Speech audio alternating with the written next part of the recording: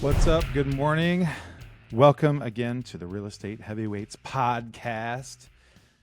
I'm Ashton Hines, half of the Real Estate Heavyweights.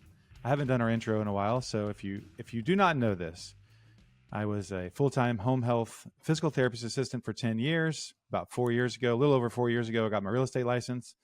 Since then, I flipped 4 houses. I bought a rental house, and a few of those properties I bought from one Tavis Westbrook, who also joins us. What's up, Tavis?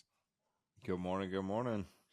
Tavis is a 20-year veteran in the business. He has over 200 flips and several rental houses and a small commercial building with, I think, 5 units, one of which sells scrumptious bakery goods and breakfast tacos. La Marquesita. When you were out of town, I went by there they had a little bit of a roof leak, and while I was there, I got a couple breakfast tacos, and they were very, very good. So if you're over in the Garland area, check out Tavis's commercial building. It's on Garland Road, right? Or what's the? It's on Miller and Centerville. Miller and Centerville. But yep. La Marquesita is there. They make awesome Latin bakery goods and breakfast tacos and elote, and please support your local business. She's doing well. She's been there a little bit over a year. Just catered a big function for the city of Garland. Nice. So, I could tell when I was in there that she had more offerings than the first time I was there. Yeah. So it's and they're super sweet, and they did not mind when I pulled a ladder up and took the roof down. And it disintegrated in my hands and fell all over one of their displays. Thank you for doing that. That's this Amarillo-born giant that's here to take down a disintegrated ceiling. And I was just brushing it up and, oh, no, you're fine. It's okay. You don't have to. I'm like, oh, no, I made a huge mess. I had covered things up with bags, because I knew it was going to make some of it a mess, so. But it's unfortunate, with a flat roof. It's a torch down roof, 6,000 square foot building. Yeah. And, the roof was in pretty good shape when I bought it. And that was a little bit over 3 years ago now. And I don't know, the problem with flat roofs, this is something to do with around the AC unit and her unit. And it seems to be the only unit out of the rest of the building that we're having this problem. And I've hired a different company come out, and they've come out 3 times now. And they just go up there and they just start putting goop wherever. Right. And thinking they're fixing the problem. And then, it rains and I get a phone call. So, it sounds easy, right? Just go up there and fix the leak. Just find the hole. But nobody's been able to find the hole. Yeah. And so we've been chasing it. And so then I'm getting quotes to replace the roof totally with TPO, and that's ranging between $55,000 and $60,000. And mind you, I've already put $265,000 into this building back when I renovated it. Right, the roof when you made it was look not nice. an issue. So now we're post Reno, right, and we're now on a cash flow model, but cash flow is positive, net positive. 24,000 a year or something. I was going to ask that. So I know kind of on a normal rental house, they'd say, look, if you're cash flow positive, a few $100s and you're paying down your mortgage and all that, but an AC unit goes out, you have to replace a roof, hot water heater, like kind of eats up your profit for a year or two. So what does that look like on the commercial building there? So other than the roof, it's good. Yeah. But the roof will eat up like 2 years worth. Now, when you say net, is that you allocating that's after some debt service? Yeah. Well, debt service, but are you putting a certain percent aside for like CapEx, like down future repairs and expenditures, or is that just like, how are you accounting for that? Yeah, I mean, a little bit. I mean, it's I renovated the building, so I mean, I buttoned everything up, brought it to current condition. So, the biggest issue, like I said, the roof wasn't an issue before, so now we've got this pesky leak. Mm-hmm. And the issue is I don't have issues in the other unit, so everybody's been trying to pushed me to replace the entire roof. So, anyways, this morning I was on the phone with Onyx Roofing with Adib and saying, "Hey, can we just focus just on this unit? Can you focus a little bit? Can we just figure out what a solution for this unit right now and just address that right now versus Is there not figuring some out. sort of? I've seen this commercial recently because we've talked a lot about the roofing problems in doing Texas the and spray, insurance. Is there the any sort of coating? spray or like an epoxy, like a Yeah, and Kevlar he spray offered or that. something? I guess that's what Onyx Roofing specializes in. So it's really cool. I mean, and they give a really good warranty on it, but I mean, even that's 30 something thousand. So, So it's that, or you can go 20 more and get just a brand new roof. Mm-hmm. Yeah. That's So I don't interesting. know. It's a new journey for me regarding that piece. But right now the goal is, can we just stop the leak in that unit, because it's only in one area, and well, for the most part, it's in one area. She had a little bit of dribbles coming down the vent hood and the backside, but I think that might have had something to do with grease buildup and stuff like that. But the front section that keeps damaging ceiling tiles, is becoming a nuisance, because basically every time it rains right now, it's leaking in the same spot again. Have you seen those things? I've seen them before in huge.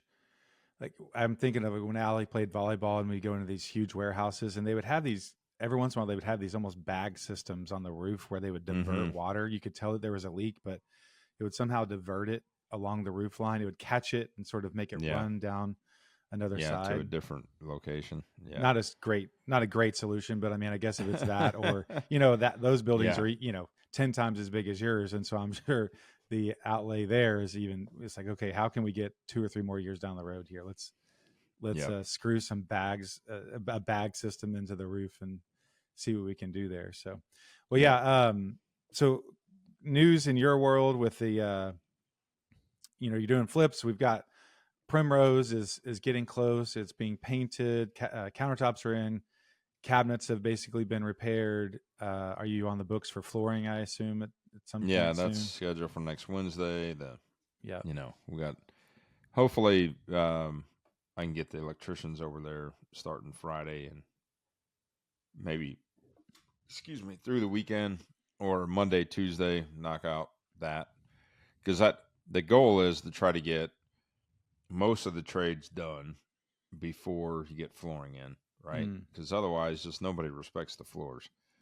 So you get brand new floors in, and you just get everybody in there, especially if it's rainy season. People are in their muddy shoes and running around, and so. And if you're the first one to the house and you set a good example, and you take your boots off on the front porch and they're there, and everyone that walks in is like, oh, I guess we're taking. And they see your shoes, then they take them off. But the first guy that doesn't do that, then the next guy that comes in and like, I guess he's not taking it. I'm not taking mine off if he's not taking his off, and then you just have a whole house of guys running around in their dirty shoes. So so you got that one. We're finishing up on Shady Hill, and then it sounds like you've got a couple. You've got one possible one under contract over in Carrollton, and then another one I helped underwrite that would be a really good one if we could get it over in Plano. But totally different properties. One of them is definitely a higher end neighborhood, but very dated. The owner of that, it's kind of a classic. I used to work in home health, a lot of seniors. But it was classic walking through that house with him. You're out of town, so I did the walk and doing the pictures and stuff. And they're so proud of just the super basic. This guy, you could tell his garage was just all tidy, and he knew where every screwdriver was, and he had spent all this money like replacing windows and replacing this attic stairs. I went ahead and upgraded that. It was like, well, this will never translate to value, but in his mind, it's like, man, I'm doing this thing right.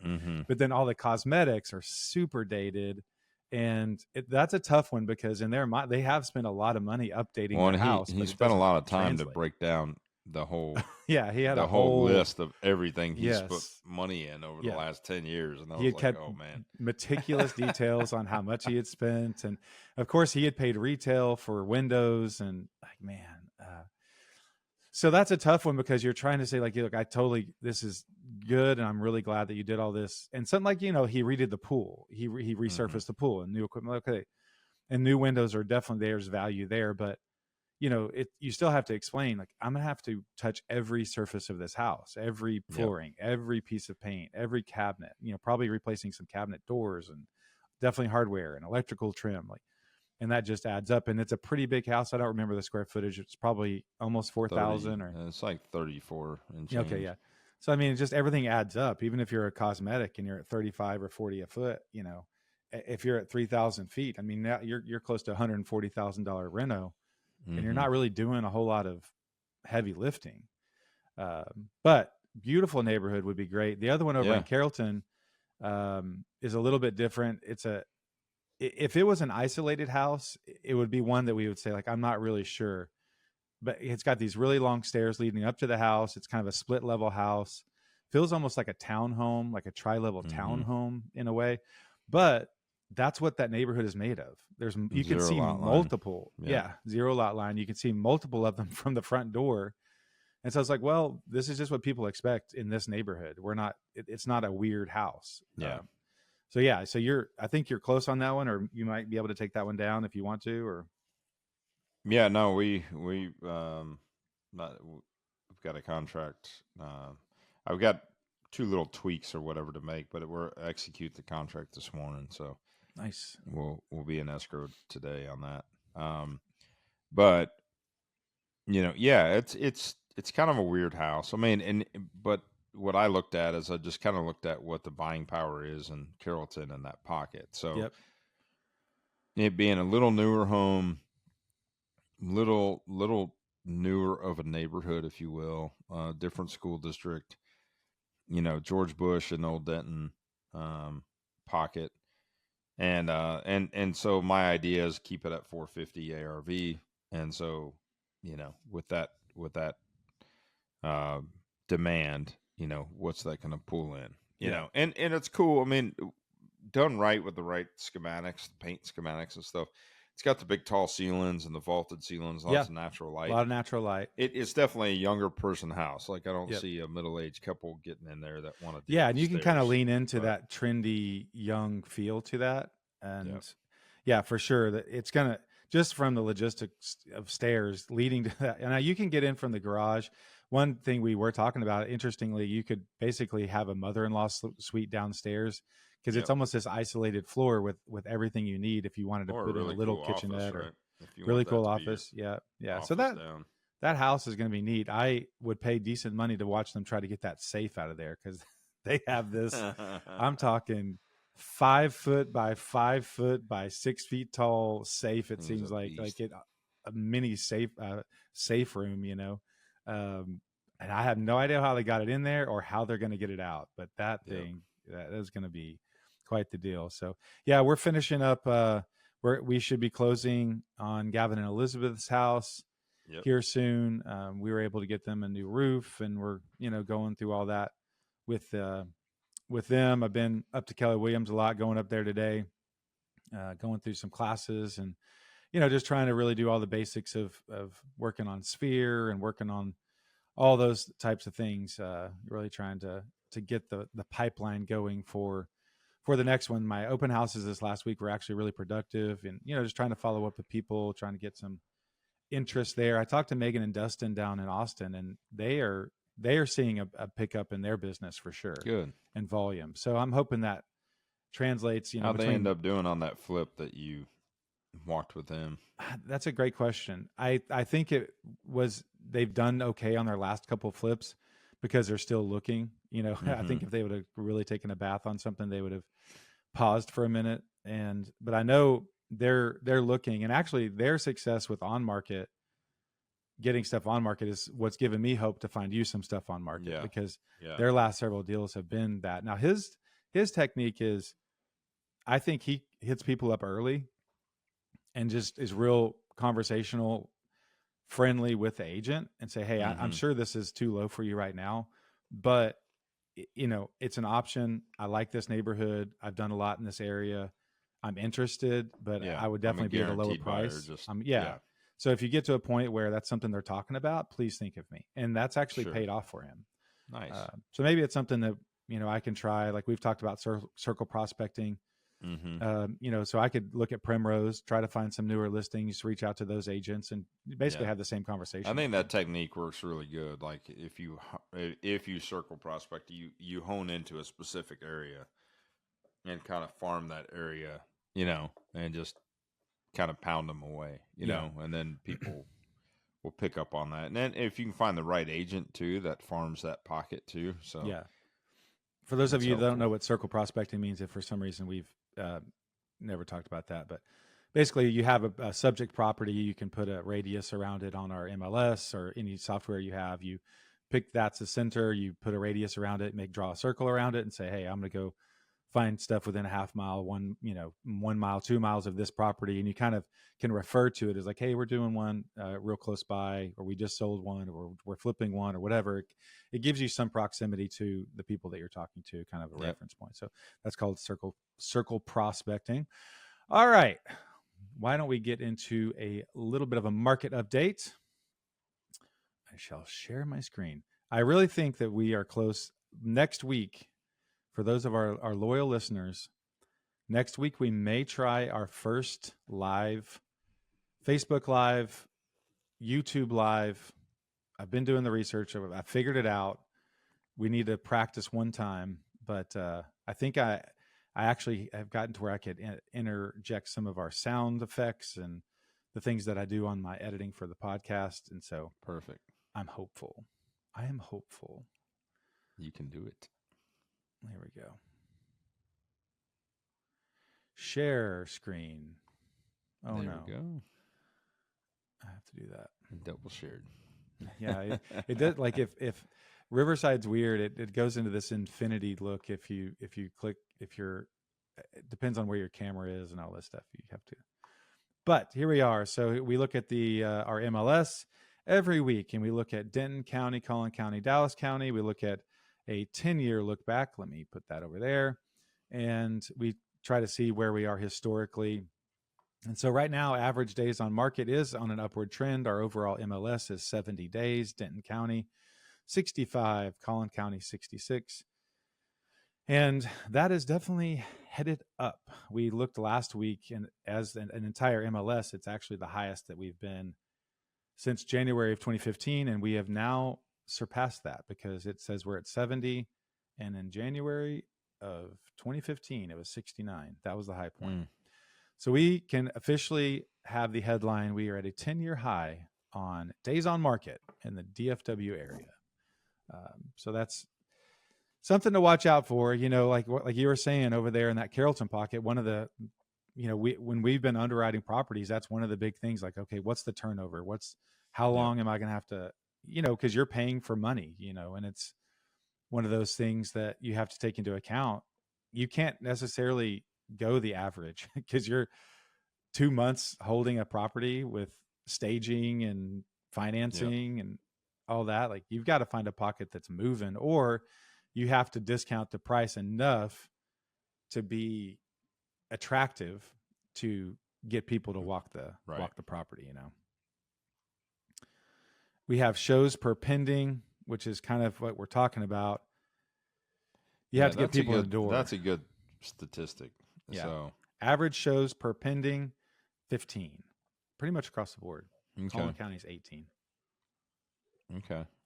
Shows per listing. And that's always been, my concept has been, and that's to pending, right? So yeah, not necessarily to active contract. So usually, it goes back to that 10 rule, but maybe it's closer to 15 these days.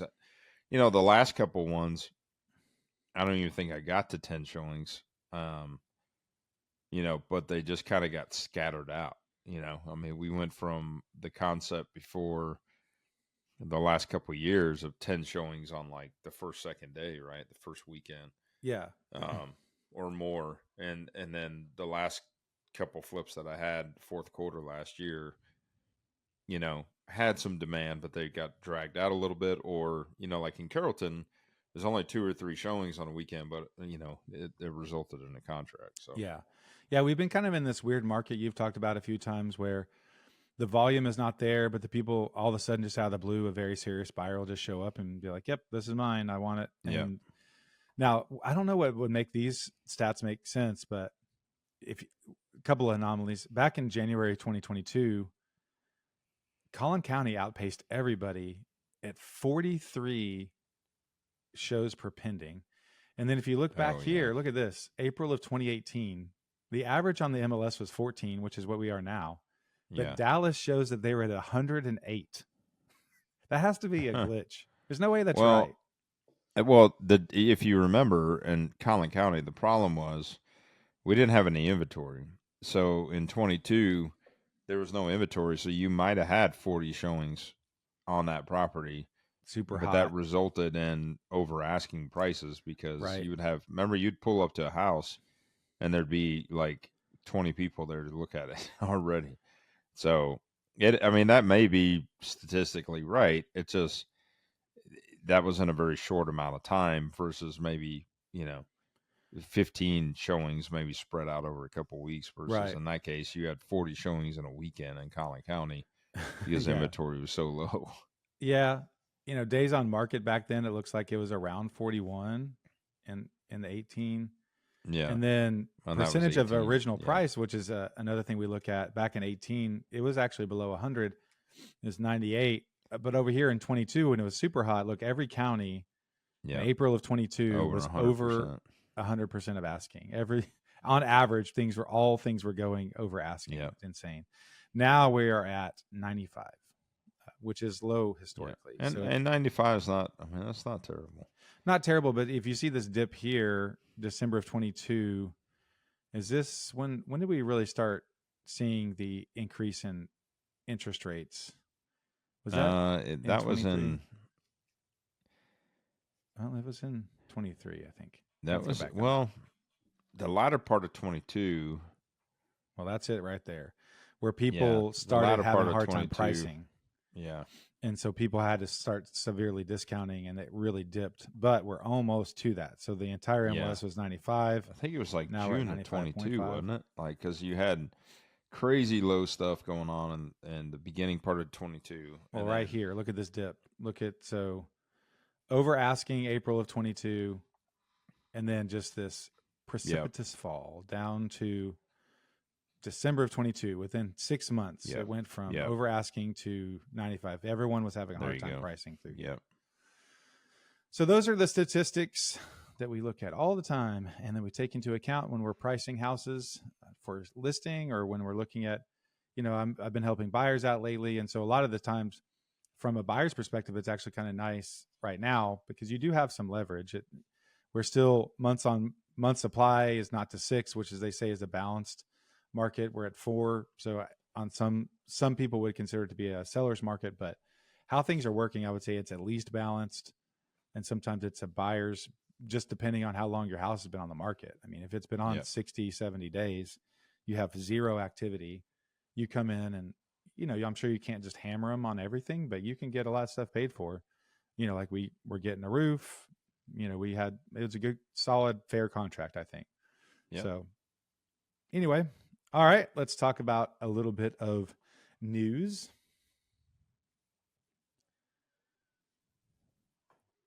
Dallas, according to the Dallas Morning News, Dallas has once again been blocked from enforcing the ban on short-term rentals. It went to an appeals court, an appellate court, and now if they want to continue this fight, they will have to take it to the state Supreme Court because it has been found that they're not willing to jump out and say, no, you can't do this because, quote, that would, without injunctive relief, appellees would suffer probable, imminent, and irreparable injury to their vested property rights. That was their reasoning. So they're just looking out for the property owner. That's kind of what they're leaning on. They're not necessarily looking at the pros and cons of the community or the hotel motel tax or the safety and all the things that kind of come up when people are against these things. They're basically going back to just really bare bones property rights. They're looking at a huge lawsuit they can't afford. Yeah, that's kind of what it's boiling down to. Yeah. Between all the homeowners that already have that have already been operating as a short-term rental, Yeah. and essentially, essentially that's what they're saying. It's like there was nothing that prevented a short-term rental being an opportunity for a property owner, right? So property owners that took advantage of that opportunity that weren't inside of an HOA or whatever the case may be, there was no regulation against it before. And so they took advantage of being a property owner and having that right to be able to lease that property out. And just like you have that right to do as a 12-month rental, these people took advantage to say, hey, we're going to do it as a short-term rental. And they did, and they've been operating and they've been making income that way for a while. And so then when they put the band together, it just like in other cities as well, you know, I guess just because of the size of Dallas and probably some of the, the mass amount of short-term rentals that exist there versus like Plano. I think Plano only had maybe 300 plus short-term rentals. Yeah, they Versus, put a number in here. They said 3,495, but it's unsure because some aren't, registered, or they operate kind of within the cracks of right. AirBNB and all that stuff. Maybe they just post just on Facebook. So you're talking 10 times the amount of Right. of short-term rentals that Collin County or Plano, not Collin County as a whole, but I mean this is city of Dallas, right? So Yeah. in the city of Dallas, because of the sheer amount of volume of people and properties, 3,400, almost 3,500 compared to 350, makes sense why they're like, yeah, we can't do this. Like, and it makes sense. I mean, I think there is some issues with them. Obviously that's come up in the past. We haven't heard anything outrageous in the past or recently of anything going on. I think that at the end of the day, look, as a short-term or as an investment property owner like myself that has midterm rentals, I don't want bad people in there either, right? Yeah. I don't want this stuff going on. I mean, and I don't think any of these owners want anything bad happening either, right? I think it's just unfortunately when these things have happened, then they find out about it, and it's too late when an issue arises from a party or. Yeah, and like this says here, many Dallas short-term rental property owners and hosts said they favored more city regulations, but rejected being banned from residential areas. And so, to me, that does seem to be the solution. Have a registration, have a fee, bring in some taxes, help pay for the regulation. And I'm sure the people who want to do it right, hey, I'll play by the rules. Let's get some of these other bad actors out of here. Let's all win in this situation. But it is a property owner right to be able to do it, and I think that's where the biggest argument is you're basically saying all of a sudden now we're going to take your property owner right away, and it's it's after the fact versus and a lot of the newer cities I'm sure are banning them. A lot of the there's not nearly as many HOAs in Dallas. HOAs take care of this in a lot of areas of DFW because you have the newer builds. I would say in general, vast majority of the new build territory have HOAs, and so they take care of a lot of these rules. So Dallas is this huge, older, established place that doesn't have HOAs and has had these rules in place for a long, long time. And now all of a sudden they're saying, actually, no, we can't do that. That's what the problem they're running into, probably, that a lot aren't. Maybe like a Richardson, anything maybe south of 635 is, I would say a lot of things north of 635 are going to have HOAs. So, all right. Other story. We did not talk about this. Are you sad? Are you Mavericks sad? Because you are a Mavericks. You're a Mavericks season ticket holder. You haven't been kicked out of a game yet for booing or saying fire Nico. So one of your friends did get thrown out. The game you went to the other night, someone got thrown out. But it's a shocking. It was a shocking trade. I do think that. I think net the best way to say it is, look, I think there's not been another Dirk that exist in the NBA. Nobody has done what Dirk has done. Nobody's been a Dirk, right? But the fact that Mavericks had a Dirk who stayed on the same team for 20 plus years, was very loyal, who was a superstar that, um, came from another country and played here all of his career. And, Dirk was Dirk, right? He was a legend. And because we got Luka, and if you remember, even the trade that we got Luka on wasn't necessarily as clean as it should have been. Like, he was actually drafted, I think, by the Rockets, I believe, and Where it either was that I or thought it was the Atlanta. Hawks because it was where Trae Young ended up going. Exactly, because we ended up getting Trae Young, and then we swapped, Yeah. right, or whatever we did at the draft itself. And so, that being said, from the very beginning, it was like, okay, well, Luka fit here because we had this European, background, right? Yeah. We had Dirk, and we had Dirk still on the team at the time. And so Luka fit the mold, and I think the projection of Luka has been he's the next Dirk. Yeah. And, we're going to keep him forever, and he's the new Dirk. And he's extremely talented. I mean, the guy is unbelievably talented. I think he's got some issues. He's also been playing since he's 14. I think a lot of people have pushed back, or he's so young. He's so young. He is young, but he's also been playing for a long time. Yeah, so, he was pro in Spain. He played for Madrid. I think he was yeah. 16. So even though, even though he's technically young by age, he's been playing in the sport already a long time. Mm-hmm. So that does leave some question marks, right? Like, at what point does he throw in the towel? When does he quit? When does he retire? Well, in this summer they were going to be on the hook for $345 million for a max contract, and so that's at least what they're leaning on to say. Well, his conditioning, his dedication to being excellent, we weren't really ready to put $345 million behind. Yeah. Now the Lakers, who have said this is basically a gift from heaven that we got this, they are like he went from the number 6 jersey sale in the NBA to number 1, and they're all about it. Well, the reason I brought this specific up is, can you imagine being the real estate agent for Luka Doncic? And he's, a week and a half ago, he's like, yeah, I'm settling down. And he's puts a contract, I think, rumored to be in the $10 million range. His agent denied that, but whatever. Okay, 8 to 12, whatever. But then he gets traded overnight. He's like, don't need it.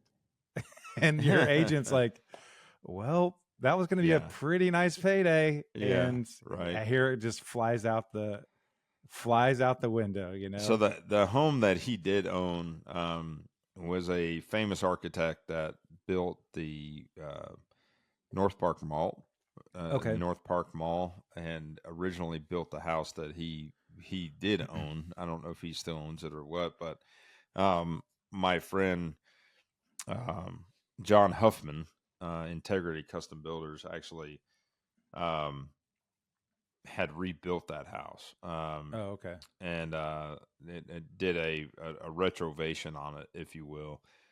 And and it was in Candy's Dirt and all that stuff. Yeah, I was trying to look it up, but I guess I can't search while we're in here. I'm not sure why, but just look up Luka Doncic's house or Candy's Dirt on Luka Doncic.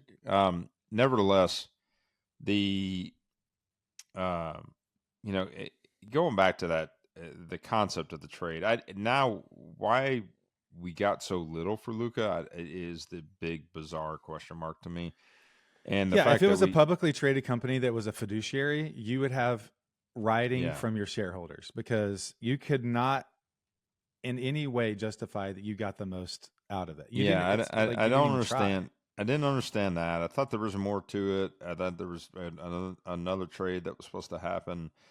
I mean, the new guy that we got, in addition with him, what's his name? Maxi. Maxi Kleba?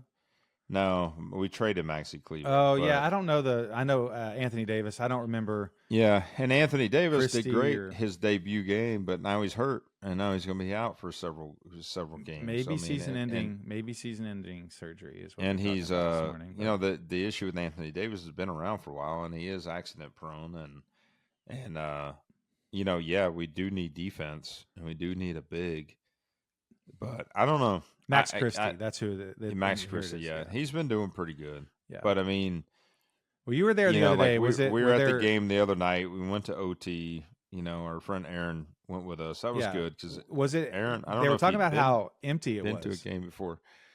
It was wasn't super empty. Okay, I mean, maybe that's blown out of proportion. It was pretty full. Yeah, it was definitely blown out of proportion. They were throwing people out for saying "fire Nico" and all that. Well, they were booing, and we were like, "What are they booing at?" The owner walked in. The owner walked in. Yeah, he's not taking it very well. All right. Quick story here from Realtor.com. Texas Governor Greg Abbott cracks down on squatters. The concept of squatters' rights is very different. I was doing a little research. I guess it goes way back to England when there used to just be these huge landowners, didn't have a ton of fencing. It was very unclear of whose land is who. And if at the time you could prove that, hey, I've lived in this corner of this property for 3 or 4 years, no one has ever been here. They didn't tell me yes or no. I've never got permission to be. I just thought this was my land. Yeah. They would have this argument to say like, okay, well, I mean, I guess if no one's coming around to check on the land, like at least you're taking care of it. Okay, you have the right to be here. Mm-hmm. That's where it was born out of. Well, it's carried over to where our legal system still acknowledges squatters' rights. There are a lot of prerequisites, and there has to be this. You can have. It's not like a renter can have squatters' rights because you at one point had an agreement with them. This is an abandoned house or a warehouse or something that someone has lived in, has openly lived in, hasn't been trying to sneak in and out. There's all these weird things. Well, it's a pain to get people out if they are claiming squatters' rights. Greg Abbott has said, we're going to do what we can to help property owners. So Texas, in several ways, I guess, is taking stands for property owners. So I don't know all. It's very legalese, and there's a ton of. I think a lot of police entities have a hard time enforcing this because if they show up at a house and someone's claiming this, it's a whole legal battle, and so in the moment they can't just cuff everyone and drag them away. It becomes kind of this civil matter. And anyway, Texas is trying to take it on during their legislative session to hopefully make it a little bit easier to get rid of squatters or a little bit harder for them to claim that they belong there. But at the end of the day, I think that there are reasons. It's like, hey, take care of your stuff. If someone can live in your house for 4 years and you didn't know about it, like maybe there's other issues too. Well, and more than that, squatters' rights do go back to the rights of somebody that, for instance, lives in your house and stop paying rent, right? And you go to evict them, and there's this channel, which you experience this firsthand. There's a whole, process on which you have to go about, proving that they're in the wrong and they need to be out of the house. And the way that our laws have protected the tenants in the past, especially like post-COVID, has been extremely negative for the landlord, and it's been extremely tough on the landlord to get people out of their house. Yeah, and we're lucky here because I listened to a guy up in Seattle, and it can be a year-long process there, 14 months, 16 months. At least, if you do the right paperwork and kind of know what you're doing, it's a couple months here, maybe. It's 6 weeks if you really are efficient. But this study this article says the study identified an estimated 475 homes in the Dallas-Fort Worth area alone had been commandeered by squatters. So it's not a small problem. So I'm sure them trying to figure out some of this, and I can't imagine someone that's squatting in a house. Of course, I assume they don't have water or electric, because how would that even work? So they can't be great living conditions.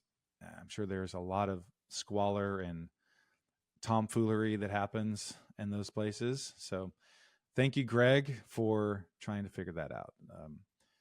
This article from Redfin, this is not a Texas specific news story, but this does, we talked several months ago, of course, the NAR lawsuit, a lot of the commissions have changed, or the conversations around commissions have changed. Yeah, in listening to anything official from Keller Williams podcast, meeting, anything, it's funny, they have ingrained into everyone that they have to give this little legal caveat that everything's negotiable. Like I hear that over and over in like these Keller Williams podcasts and stuff. But according to Redfin, this is how commissions have been affected. Overall, buyers agents are earning on average of 2.37% in commission. And then that's basically unchanged since the new rules took effect in August. Mm-hmm. But when you break it down between luxury and non-luxury, they say there is a difference there. $1 million plus homes have decreased to 2.17% from 2.22%. So slightly decreased since the rule took effect. And then homes that are selling for under $500,000, they have actually increased. The commissions have actually a little bit increased from 2.42 to 2.46. So slight changes here. But I guess the overall thing is like, hey, they went through all of this and it really hasn't changed how things are doing. So I don't know if that's good or bad. You know, does the DOJ look at that in a year or two and say like, okay, this didn't really accomplish what we needed to accomplish?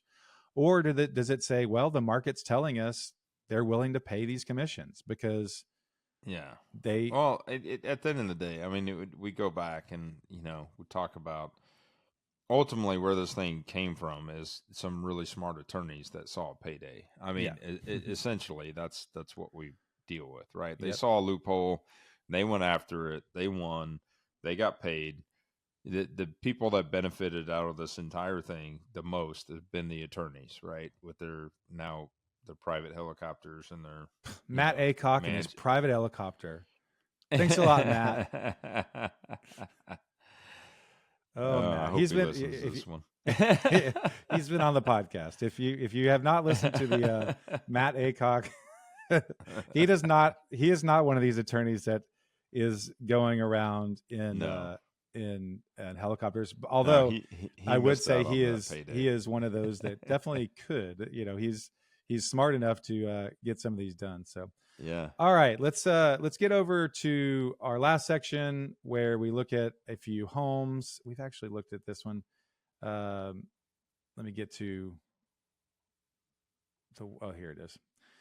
We'll start with we won't spend just a ton of time on these, but this one is 618 Rose Grove Court. This is a very different this actually let me look and see exactly what part of town this is. It's 3.3 million. Okay, this makes sense. This is off of Campbell. Preston Road, Preston near Frankfurt. Okay, I know right where this neighborhood is. Oh, yeah. Okay, I have some friends that live in this neighborhood. This is not their house. This is over by the Dodgers, right? Yep. You did the Dohertys, you did a design project for them. So I think you could probably do something nice with this, because I don't know that there's one thing in this house that you would walk through and say, hey, let's keep that. Oh, yeah. Oh, this is the perfect 90s contemporary modern. Oh, man. This was the modern age of the 90s that they were putting in with the crazy curved ceilings and the lighting, and then these cylinder columns. I feel like a lot of cocaine and the marble floors. That's just kind of what like a lot of those homes over there were done this way. Really? You get about there's about 2/3 of the homes over there in that neighborhood were these modern homes that were built in the 90s, and they're just very it was like everyone watched the Back to Future movie back then in the 90s and like tried to forward think what a modern home would look like. Yeah. Yeah, and I mean, I guess there's enough people. I've been in a couple of houses like this. I had some clients in home health that this was their style, that they really love the Yeah, super contemporary art. And this one is more of like an eclectic thing going on. They've got, I don't know. I they mean, got a mix of they got a furniture. mix. They've got an Yeah, old hutch like here. that And, rug definitely doesn't belong in there. but for $3 million, I mean, the houses that we've seen available across Yeah, DFW for and they're 3.3 just million. really, these were really weird because they're super choppy. You know, you My look at fat it and rear it's end just is not getting up that circle. There's it's no really way choppy. I They can just get up those I don't know stairs. who the architect was over there in that neighborhood, but a friend of mine actually owns a modern home in that neighborhood. Uh, Tommy Shile, Okay. and it's kind of similar with some of the architectural pieces, you know, and he's Hmm. cleaned it up a little bit and made it a little better, let it make sense. Well, But he has like good this is taste, like the but '90s laminate laminate, the first run of like the laminate modern cabinets, you know. But then then they did the just the real stark black countertops with the white cabinets yeah, and just the not glass block galore. what I had. Look at this. They got a whole tray of spoons and the heck. The Yeah, it's an primary old. bath has got a lot going on with it because It's a it's got a bad tray of like '90s. maybe essential oil thing, like they do like a meditation bath there or It's like something. a bad '90s rap video. I always think of, and I've said this before, but this style of house is what in National Lampoon's Christmas Vacation is. The super modern people who live next door that the Christmas Yeah, tree crashes it's through. like Like an this house is, MC Hammer house. You're just I don't missing the know, gold man. toilets. He's probably a pilot. He's got an American Airlines Yeah. jet there, which means he's probably a pilot. So this probably is one of my patients because he is a pilot, and underneath here they've got the blood pressure cuff that they did not want to put away. That's just ready to use. I've been here. I've been in this. I know these people. Oh Bless my them, gosh. salt of the earth. But I don't Yeah. know if this is my style of house. All right, so let's All look right. at another one that I do think that you're going to like. Um, it's been on the market one day. Is this the one? Yep, this one's been on the market one day. The reason I want to point this house out is because this house is marketed for 10.5 million. It's in Mm-hmm. Westlake. Um, this house you have used a lot of the design cues that they use in this house in houses that cost 450,000, 500,000, or Yeah. Aaron's is going to be ARV 1.4. Right. This is a $10 million house, but primary example one, cedar beams. Mm-hmm. Casing in a cedar beam, we have some beams in our house. I like it. Sometimes it's weird. It does darken a room a little bit because light doesn't travel along the ceiling as much. So Mm-hmm. you have to account for that. But you cased in those cedar beams at Shady Hill. Looks great. You have your baseboards here. You've got your super tall baseboards. These look a little bit beveled at the top, or maybe they have a secondary piece, but really nice, clean, squared off baseboards is a nice design style. Yeah. They use super dark walls, accent walls, and sparingly. This is not some Mm-hmm. sort of gothic, castle thing, but they use some really cool, rich, masculine, dark tones. It Yeah. looks like maybe a secondary paint color there. I don't know if that's. I mean, although it does look like it's It way looks lighter like it's the here, same. It's just the maybe way it's the the light's same. hitting it. Yeah. Really cool office, nice fireplace, masculine. The kitchen, I felt like had a lot of touches that, you did these longer handles over there at Shady Hill look really good. They have the floating cabinets, the white oak floating cabinets with LED strips underneath them. Again, that can be done even if you did it on one wet bar, like you're doing Mm-hmm. it over at Primrose. You're not doing LED lights, but you're doing floating. But I mean, LED would not have been a huge upgrade on that. Yeah. Um, I just really like this is a nice, clean style, and I think it's something that you can put into a lot of different price points. These handles here, Yeah. in You this got like little the office butler area. pantry with a view. Yep. And But you've used similar handles to little this, desk just area. black and gold. I Mm-hmm. don't think you use crystal, but now I'll look here in the bathrooms. You haven't done this, but I would imagine this is terribly expensive, but herringbone marble finger tiles. That's got to be expensive to put to put down. But looking at the custom cabinetry, they have the floating. They even have all these floating. Yeah, which is neat. It looks like they maybe have some marble in between it, or I don't know how they would do that, but it matches this right here, which is neat. And they That's get a really book match marble on the back book side. match marble, beautiful. Yep. We've been seeing a lot of these bubble lights. So that house we looked at the other day was they had these almost grape cluster lights, which is pretty neat. And they're paint colors too in there, right? Like the blue gray cabinetry. Yeah. Yeah, almost Tiffany's blue, a little bit deeper Tiffany blue. Done well. I like the skylights on the ceiling up there too. Yep, brings a lot of natural light into the tile bathroom. Herringbone sometimes could be really busy for me, but in that case, I think they did a good job because it's just on the floor, and then the walls are pretty simple.